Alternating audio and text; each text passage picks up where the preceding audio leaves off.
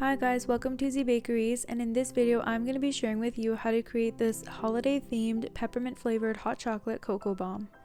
We're going to start off with our red candy melts, our green candy melts, and white chocolate chips, but if you have candy melts I definitely recommend using that. And I used about 1/4 of a cup. You want to place your chocolate into the microwave on 10 to 15 second intervals, mixing each time. So if you place it in the microwave for too long, the chocolate can seize up and burn. So I definitely recommend placing it into the microwave for 10 to 15 seconds, then microwaving it again, mixing it, and then 10 to 15 seconds until all of the chocolate has melted. Once all the chocolate is melted, I'm going to actually be creating a peppermint design. So you can see that I've created 3 red patterns and 3 green patterns on all the sides, and then I filled the rest with white chocolate. So I did speed up this part of the video because the process is quite repetitive, but I do want to mention that you can be as creative as you want during this process. You can add different designs, you could add a snowflake, you can even add some gold luster dust. The possibilities are endless, and since mine is a peppermint flavored hot chocolate cocoa bomb, I wanted it to also look like a peppermint from the outside as well.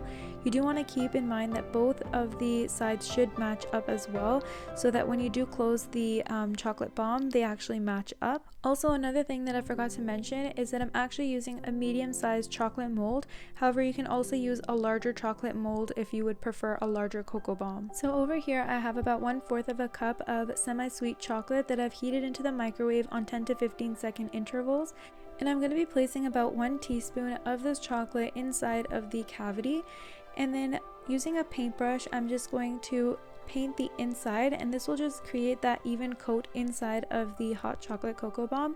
And since this was a peppermint chocolate, I decided to coat the inside with chocolate because I felt like the outside with the white chocolate might get overly sweet, so I feel like the chocolate will just help balance out the flavor. Also, you do want to make sure that the first layer of chocolate has set before you add in your second coat of chocolate, because if the first coat hasn't set and you add the chocolate, the colors and the chocolate will just blend.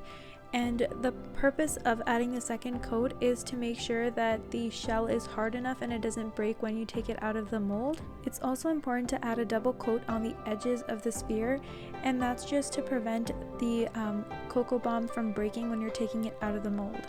Once all the cavities are filled with chocolate, you just want to let it set for about 5 to 7 minutes on room temperature, or about 2 to 3 minutes in the fridge. Once the chocolate has set, you can see that I'm kind of pulling against the side and using the bottom of the sphere to push upwards. You want to be super careful when you are taking the chocolate out of the mold. You don't want to try to pull it from the sides. You want to kind of push it from the bottom, since that's where most of the chocolate is, and that helps support and take out the chocolate easily from the mold. So you can see that as I've taken it out, you can see that beautiful design coming through. You could have also done completely solid colors on the outside like red and green, and a completely different color on the inside like white. The possibilities of the way you decorate your cocoa mold is completely up to you.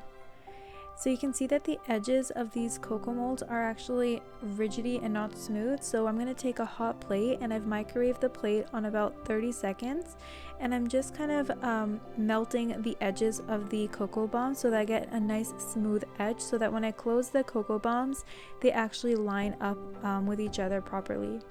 So you don't have to do too much, because if you do too much you will no longer have a sphere but more of like an oval, like you have melted too much of the chocolate. So you don't have to do too much, just a little bit until you have smooth edges. Now that the edges are all smooth, it's finally time to assemble our cocoa bombs. So I'm filling my hot cocoa bombs with this hot chocolate mix. I'm using about 1/2 tablespoon, but you could add more or less depending on your personal preference.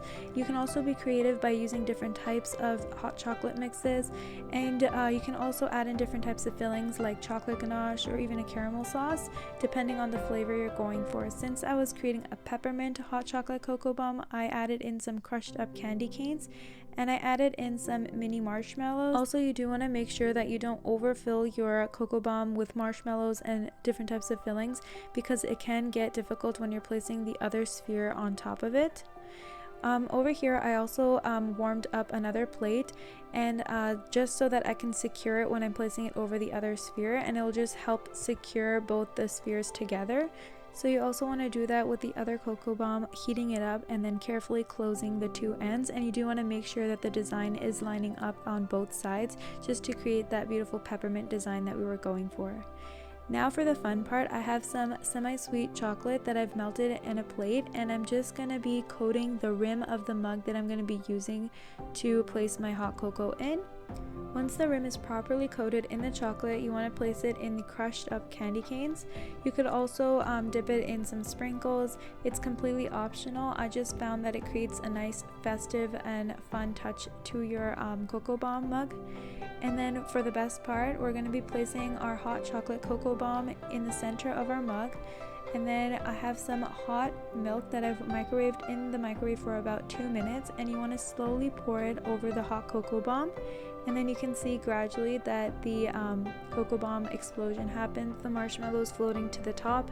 You can add additional marshmallows on the top, and then you want to give everything a good mix. And then once everything is well incorporated, I like to have my hot chocolate with some fresh whipped cream on top. So I added a generous amount of whipped cream on the top. And just to make it a little extra special, I finished it off with some crushed up peppermint candy canes. And your hot chocolate peppermint cocoa bomb drink is ready. Also, I hope you guys found this tutorial helpful, and you definitely give this hot chocolate cocoa bomb a try. And if you have any questions, leave them in the comment section down below, and I would love to help. And if you aren't already subscribed to my channel, please do so, because I upload a new video each week. Thank you so much for watching, and I hope to see you guys in my next video.